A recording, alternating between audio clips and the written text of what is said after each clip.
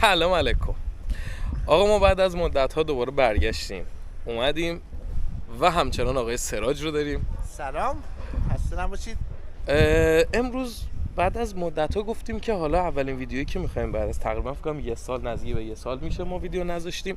پرواز بسته بود. حالا اصلا کجا بودیم چی شد اینا رو میگیم. قراره یه جایی بریم، خیلی جای باحال و خفنیه. حالا احتمالا شما از رو تامنیل دیدین که کجا میخوایم بریم، چیه داستان. اما سراج نمیدونه. سراج کجا میخوایم بریم؟ واقعا من نمیدونم. تقریبا 3 کیلومتر میگه پیاده روی داریم و 45 دقیقه توی مپ داره نشون میده ما این مسیر رو باید بریم. در حالت عادی من 3 کیلومتر رو توی 10 دقیقه میرم. حالا 45 دقیقه رو نمیدونم پرهام از کجاش در آورده. حالا میریم ببینیم که چه اتفاقی میفته. داخل جزیره هیبلیاده هستیم، سومین جزیره استانبول. البته با اینا میشه رفت. آره با خیلی چیزا میشه رفت. اونا به این اتوبوسه میری رو برومون سراج با اون میشه. نه نرو نرو قرار نیست با اونا بریم. داستان اینه که دوستا قراره پیاده بریم این مسیر رو. یعنی میگم میشه با اتوبوس هم رفت، ولی خب اونجا که ما خود آزاریم و بنده سراج آزارم. اینا باتری دارن. میخوایم آره این پشتش میشه با اینا. میخوایم بریم پیاده و حالا چه جوری اصلا مسیر صافه، سربالایی سرپایینی چی؟ این یه تیکی که فعلا داره سربالایی میشه. خب دوستان ما تقریبا تا الان 10 دقیقه از راه اومدیم. سراج جان تا اینجای کار حست چیه؟ حس مسیر یه حس خیلی بدی دارم چون واقعا نمیدونم کجا دارم میرم. خودش خیلی آزار میده منو. ولی همونطور که میبینید شانسمون هوا خوب بود، نفس اینجام که هیچ سوخت فسیلی نیستش برای ماشینا و هوا خیلی خوبه. اینجا هم که 3 بانوی تفنگدار ننه نشسته پشت موتور لاتی. و آره شانسی که آوردیم، راست میگه امروز هوا خیلی خوبه. فکر میکردم خیلی باید سرد باشه امروز، ولی خدا رو شکر خیلی یعنی سرد نیست، تقریبا خنکه. و خب این مسیر هم که ما داریم پیاده روی میکنیم اصلا سرما رو احساس نمیکنیم که بخواد سردی باشه هوا. و هی دقیقه به دقیقه رو حالا من میگیرم، هی ریاکشن های سراج رو ببینیم. امیدوارم که بتونیم موفق بشیم که امروز چند تا فوش از سراج یاد بگیریم. میریم منتظر یه 20 دقیقه بعد ببینید اینجا نمیدونم مشخصی نه، تقریبا 33 دقیقه دیگه داریم پیاده روی و منظره رو داشته باشید که این چیه؟ مدرسه است. عدداش رو فارسی عدد ساعته.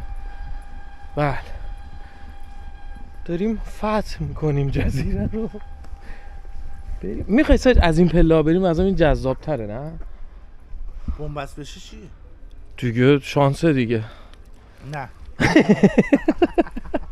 از اون نهای قاطع خودم گفتم من زندگی این سومین نهی بود که گفتم. یکی توی ماداگاسکار بود، دوستم گفت از دل شیرای جنگل بریم، گفتم نه.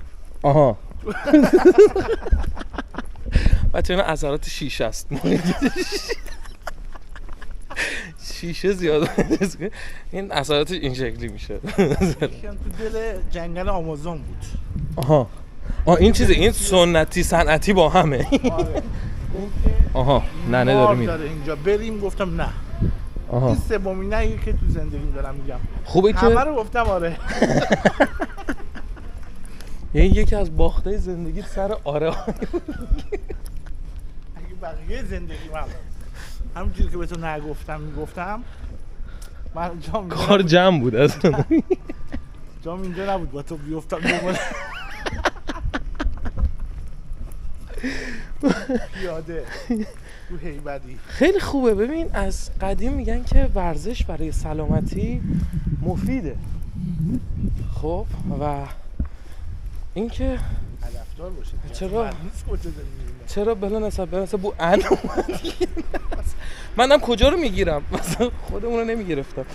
آره ورزش میگن که ببین با اینا میتونیم بریم، ولی متاسفانه ندارن. ذکر کنم که واقعا هیبلی، من همه این جزیره رو چندین بار رفتم آرامش هیبتی خیلی بالاتر از بقیه جزیره است. اینو جدی دارم. بچه ها وسط همین آرامش پلاکای خوبی هم دارن. میگفتید استاد ولی خرابش کردی دیگه فایده نداره. الان همه دارن میخندن. من حرف جدی نمیتونم بزنم. نه دیگه خب این راست میگه خیلی جزیره پر از آرامش. نگاه کن مثلا پلاکاشون چجوریه. پلاکاش اصلا میبینین آرامش یواش یواش به چیز میرسیم. آره. دوستان کم کم داریم وارد منطقه جنگلیش میشیم. تقریبا هم تو که نگاه کنید دیگه درختاره، تونل درختیش داره شروع میشه و دیگه میریم تو در جنگل این مسیر. و سراج تو صبحونه خوردی؟ من زدم دیگه به شیتاش. آها صبحونه خوردی. منتظر تو بودم. خب من ناشتم. من میخواستم آزمایش بدم. آره حتی با این بچه کوچولوها نکن دارم میرم، با اینا هم میتونستیم بریم ولی نمیریم.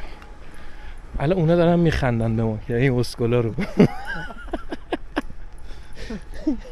و یه چیزی من البته بگم، مسیرش یه سرباله خیلی لایتی داره که صاف نیست ولی شیوشن چیزی نفس میگیره فعلا.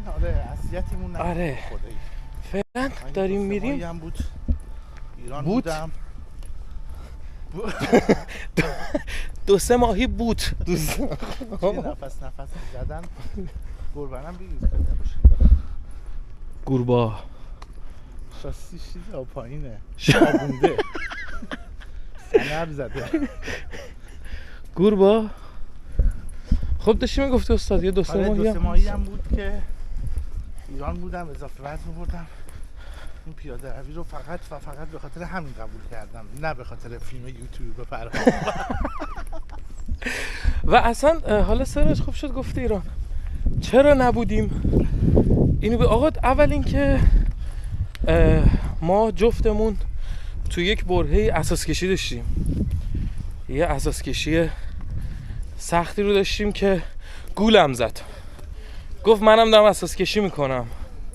بعد نگاه کردیم دیدیم نصفه اساس کشی کرده. هنوزم کامل نشده. آها قرار تا سال بعد ادامه داشته باشه. حالا پیگیر باشید دیگه. بعد از اساس کشی هم که سراج جان قرار بود که یه هفته بره ایران و بیاد که یه هفتهش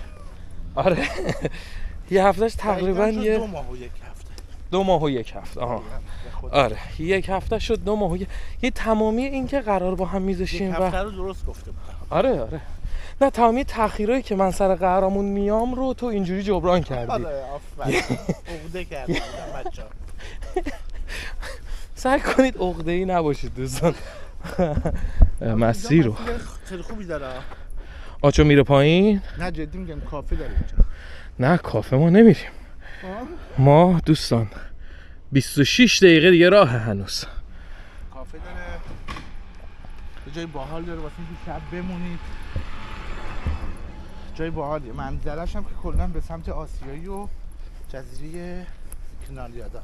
کلا هیبلی بین تمام جزیره ها سراجم گفت خیلی جزیره آروم و ساکت و یعنی واسه اینکه مثلا بخوایم بیاین تعطیلات چیل بکنین ریلکس کنین واقعا جای خفن و باحالیه.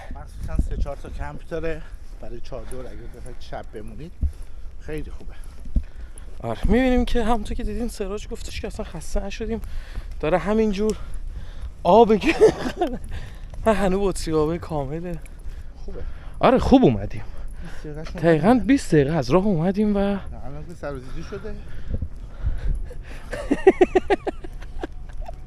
ولی همچی یادتون باشه هر سرازیری یه سربالایی داره. آفا سوسمار شکسپیر.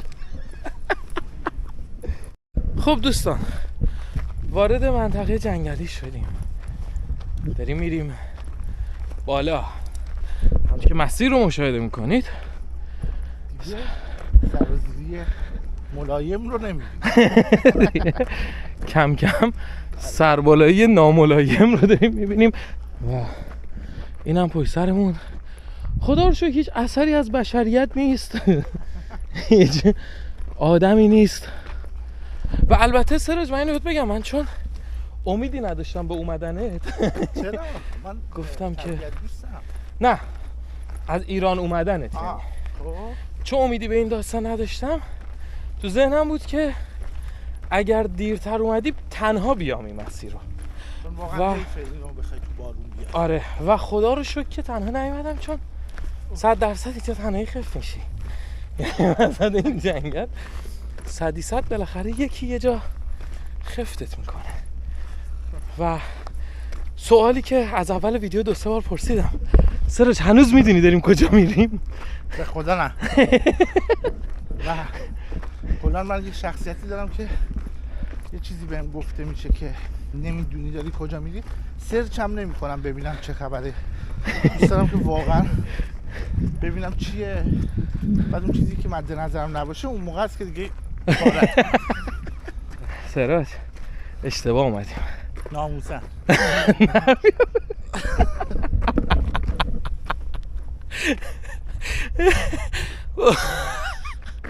اشتباه اومده باشه همینجا صاف میرم پایین. نه درسته داریم، نگران نباش. ولی خبر خوش که واسط دارم، 17 دقیقه دیگه مونده. البته من یه کورسویی دارم اونجا میبینم، فکر کنم نمای خوبی داشته باشه. البته اینجا که درخت نمیذارن. اینجا آره خیلی ویو آنچنانی نداریم به خاطر درخت. پهلوانان برو دیگه، تو برو من نمیام.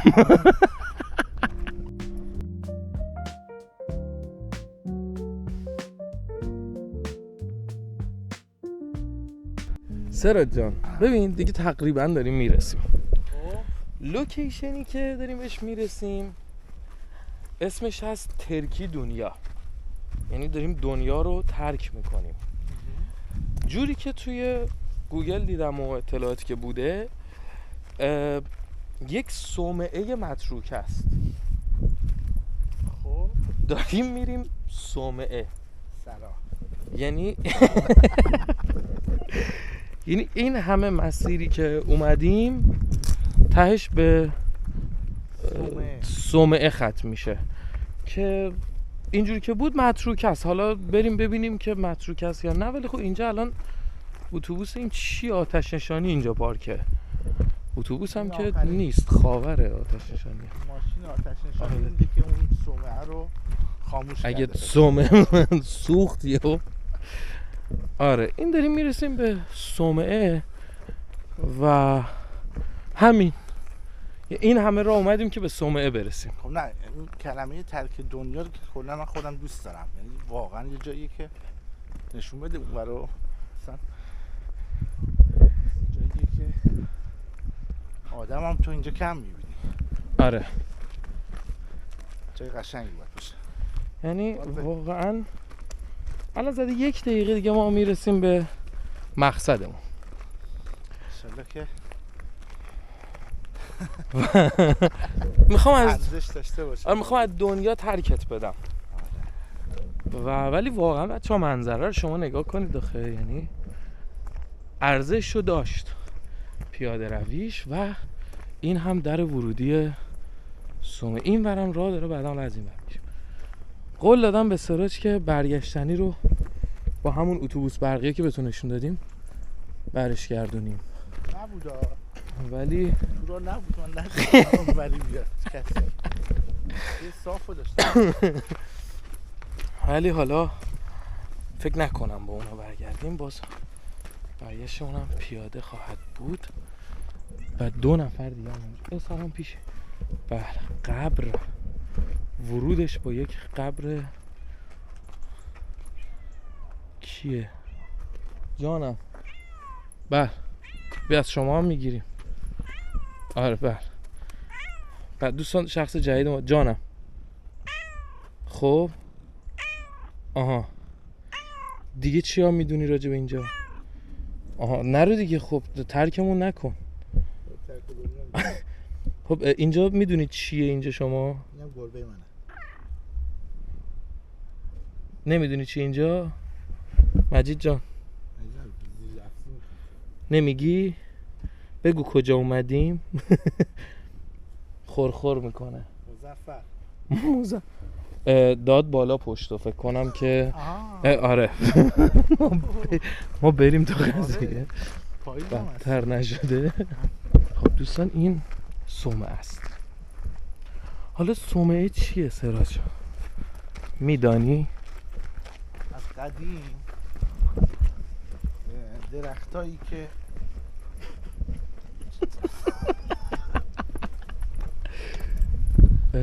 همچین هم محل متروک عبادت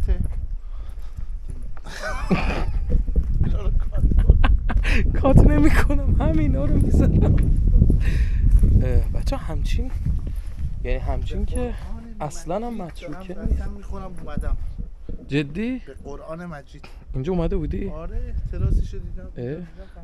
بچه ها رکب خوردیم اومدیم سورپرایزش کنیم نشد.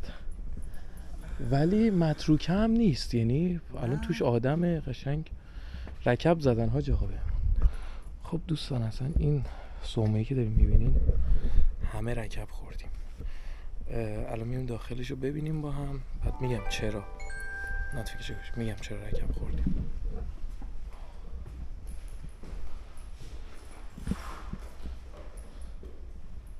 سراج داره شم روشن میکنه.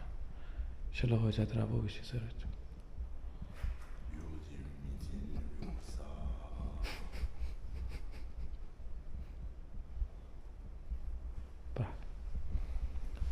و بنای به این بزرگی که دیدین اینجا توی چیز کاغذ زدن که خون است نیایید داخل تر و اونجا رو هم تو که میبینید فرم کلیساشه و دیگه از این داخل تر نمیشه رفت. خون است. این همه اومدیم دوست عزیزمون و به خونه رسیدیم و فی الواقع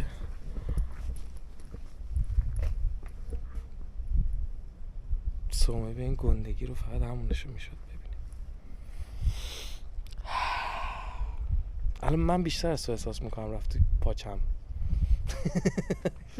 مسیر پیاده روی که اومدیم که نشد داخلش رو ببینیم ولی در عوض این ور منظره و ویوی جایی که عاشقش بودم یادم رفت اینجا. نه واقعا منظره و چیز خفنی داره و این که گربم. سلطان چطوری عزیز جان خوبی؟ و ما ببینیم دوست عزیز آقای نه خانوم رفت چایی بگم بیاره. الان به کشیش اعظم میگم. سر جان وسط این بحث الان ولایی که داریم میگیریم خب من یه سوال فهمیدم الان که چیز پالتو در آوردی. شما مگه بارسایی نیستی؟ این رئال چی میگه اینجا پوشیدی؟ این چون مجانی بهم رسیده با تمام احترامی که برای تیم رقیب قائلم.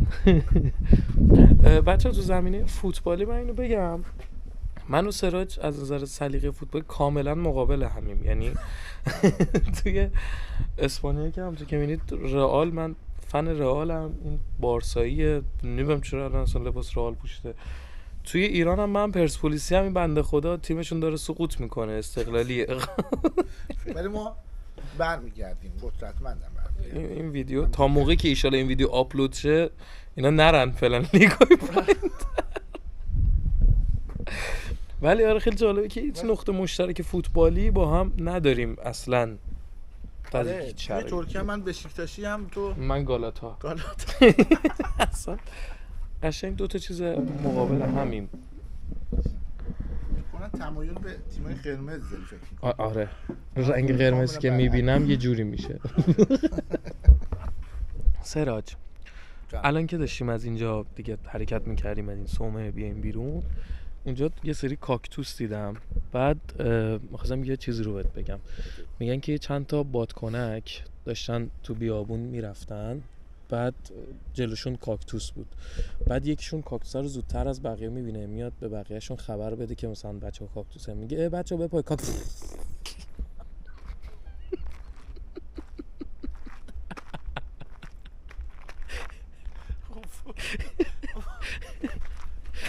بچه یه چیزی راجع به این صومعه بهتون بگم که حالا لوکیشنش خیلی قشنگ بود، خیلی جای از نظر طبیعی، یعنی شما منظره رو نگاه کن آخه ویوره، ولی احساس میکنم که یه خورده رفت تو پاچمون، به خاطر اینکه اول اینکه انتظار یه جای متروکه داشتیم که اصلا نبود. الان هم که ما حرکت کردیم اونجا اصلا یه گروه 30 نفره توریست اومد. اصلا کل تصوراتمون به هم ریخت. داخلش داره زندگی میشه. آره اصلا داخلش داشتن زندگی میکردن. اصلا عنکبوتی من ندیدم. ذره‌ای تار عنکبوت محض رضا ضد نور شدیم. ذره‌ای تار عنکبوت محض رضا خدا نبود. یعنی الان خونه ما بیشتر تار عنکبوت داره.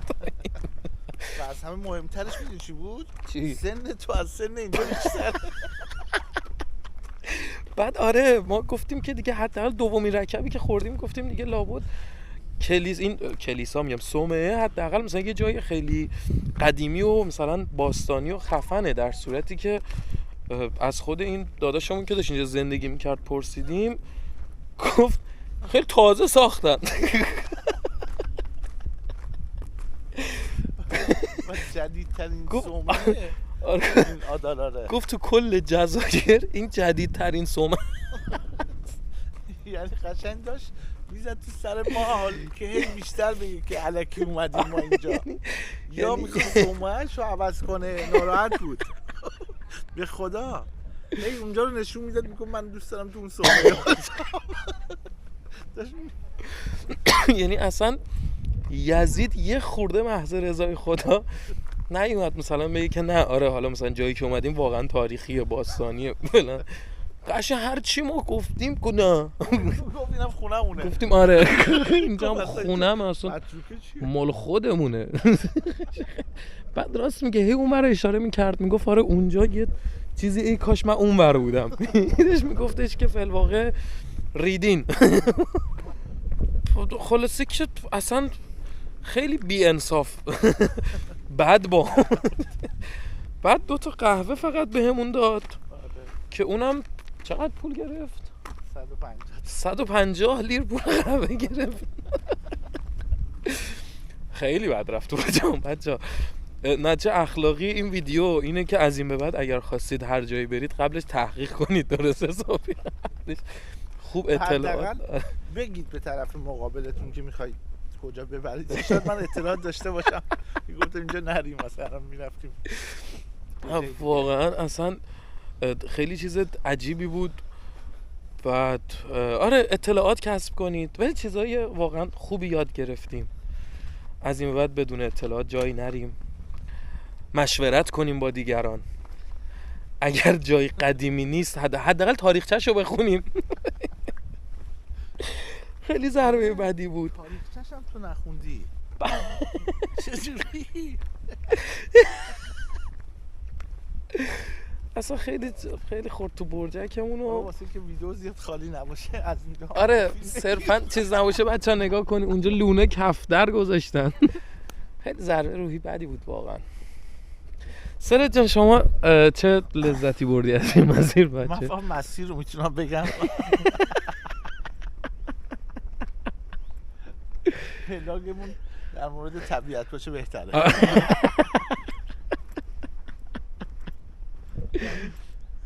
بعد ادیت ببینم که نوشته باشی ترک دنیا و نه ببین صومعه سرا.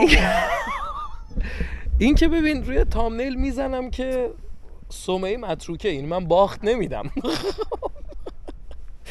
این که تامنیل خورد به اسم صومعه متروکه که حداقل ما که رکب خوردیم الان شماهایی هم که میید ببینید رکب بخورید.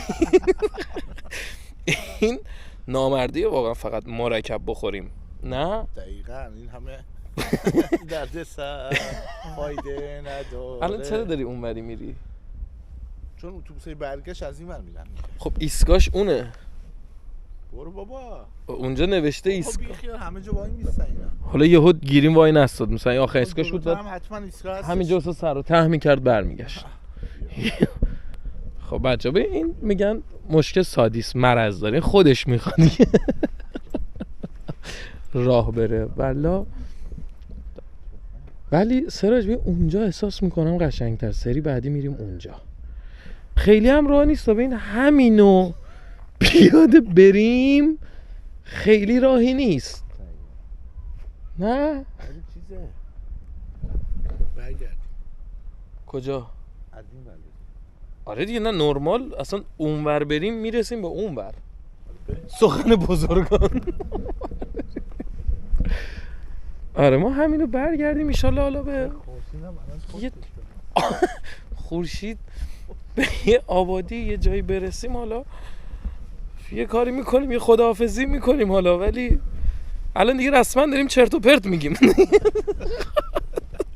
من نخواستم بگم کاتش کن دیگه. همینا رو میزن بریم دیگه بچه‌ها. فعلا امیدوارم که شما هم مثل ما زجر کشید. حالا ما سعی میکنیم یه موزه هم بریم وسط. امیدوارم شما هم لذت برده باشید. آقا این لایک و سابسکرایب و کامنت و اینا هم یادتون نره. سعی میکنم ویدیوهای دیگه تامنیلش واقعی باشه. اون چیزی که در تامنیل میبینید رو در ویدیو هم ببینید. ایشالله دیگه نه خودمون رکب بخوریم نه به شما رکب بزنیم. و تا ویدیوی دیگر، ولاگی دیگر و بیابریمی دیگر، خدافظ. دوستان عزیزم، به عنوان این بعد از چیز ویدیو، پایان ویدیو، ما دم اسکلیم که سواشیم، سراج گفتش که بیا بریم یه جایی، یه چیز خفن پیدا کردم. گفتم باشه دیگه بریم. رفتم سراج یه لحظه بیا. رفته نونباگت چرا؟ شاید توش پنیر باشه. رفته تو نونوایی نون خالی خریده. من این اصلا مگه داریم اینقدر رندوم که وای باورم نمیشه. و ببین ما اینقدر داریم عذاب میکشیم واقعا تو پشت صحنه ویدیو. داره نونش چیزه مونده. نونش مونده. یارو بیا با تو بخور. همینقدر تباهیم. بله و اینم بود از پایان ویدیو. خداحافظ. عمل می‌کنم. بای بای کن.